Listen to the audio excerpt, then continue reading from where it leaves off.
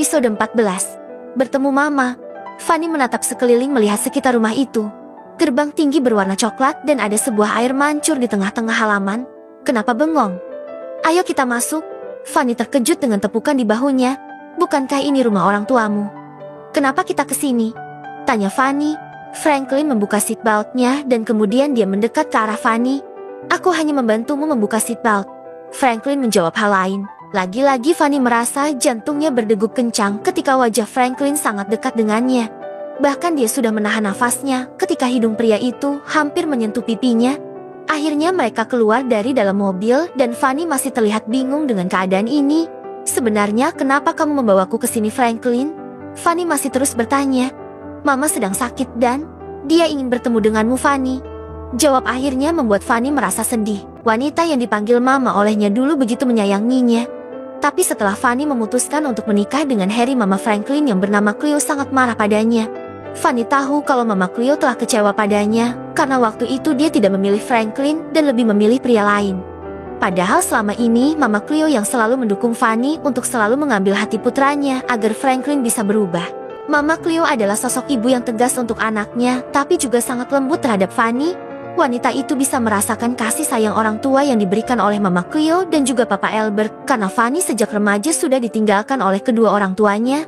Papa Fanny meninggalkan terlebih dahulu saat wanita itu berusia 15 tahun, sedangkan mamanya meninggal 2 tahun kemudian. Semenjak itu, Fanny berusaha hidup mandiri. Dengan bekerja paruh waktu sampai dia bertemu Franklin dan mulai berteman dengannya. Mama sedang menunggumu di dalam. Kenapa kamu tidak mau masuk? Tanya Franklin. Aku hanya merasa malu bertemu dengan Mama. Ya, Fanny memang memanggil Cleo dengan sebutan Mama. Takut kenapa? Mama tidak akan memangsamu atau membawakanmu sapu lidi. Asal kamu tahu, Fanny. Sebenarnya Mama sangat merindukanmu.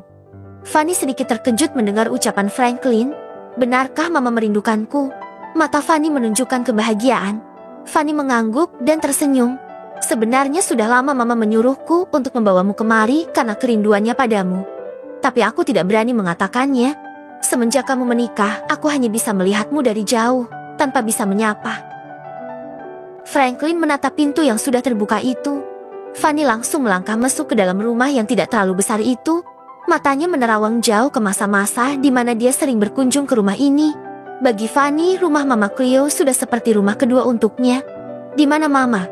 Kenapa kamu tidak memberitahuku kalau Mama ingin bertemu? Fanny memberengut kesal. Jujur sebenarnya dia juga sangat merindukan Mama Cleo dan Papa Albert. Tapi karena setahu Fanny Mama Cleo telah marah padanya dan sudah tidak akan memaafkannya lagi membuat Fanny mengurungkan niatnya untuk menemuinya. Mama ada di kamar. Jam segini biasanya dia sudah tidur. Jawab Franklin. Fanny mengikuti langkah Franklin menuju lantai atas dan membawanya masuk ke dalam kamar sang mama. Apa kita tidak akan mengganggu Mama? Tanya Fanny melihat seorang wanita parubaya sedang tertidur pulas di ranjangnya. Franklin berjalan mendekat ke arah ranjang. Dia pasti akan senang kalau tahu aku membawamu kemari. Franklin mencoba untuk membangunkan mamanya. Franklin, ada apa? Kenapa membangunkan Mama? Suara khas bangun tidur Mama Cleo yang merasa terganggu dengan kehadiran putranya itu. Fanny menatap lekat wajah yang sudah keriput itu. Mama, ucap Fanny, membuat Cleo menoleh ke arah sumber suara. Fanny. Cleo berusaha bangun dari tidurnya ketika menatap seorang wanita yang sangat dia rindukan. Apa kamu Fanny? Franklin, kamu membawa Fanny kemari. Franklin hanya mengangguk. Mama, maafkan aku. Ucap Fanny langsung menghampiri Mama Cleo dan langsung memeluknya. Ya Tuhan, ini beneran kamu Fanny. Mama juga sangat merindukanmu.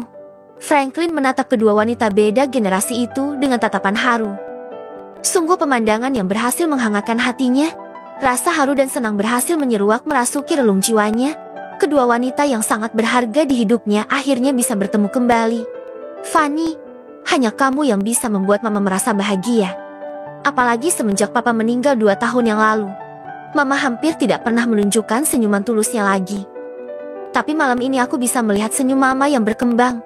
Sungguh memang hanya kamu wanita milikku. Harry berusaha menghubungi nomor Fanny tapi tidak tersambung. Perasaannya sangat kacau ketika mendengar Fanny yang tidak akan pulang ke rumah. Di mana kamu sayang? Kenapa tiba-tiba tidak bisa dihubungi seperti ini? Harry membanting ponselnya ke atas ranjang. Pria itu mengusap wajahnya kasar dengan keadaan yang sudah berantakan.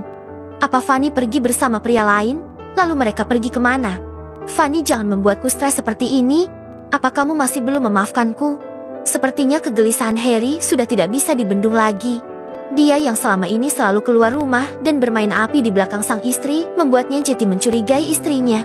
Tapi semua rasa curiga itu langsung Harry tepis.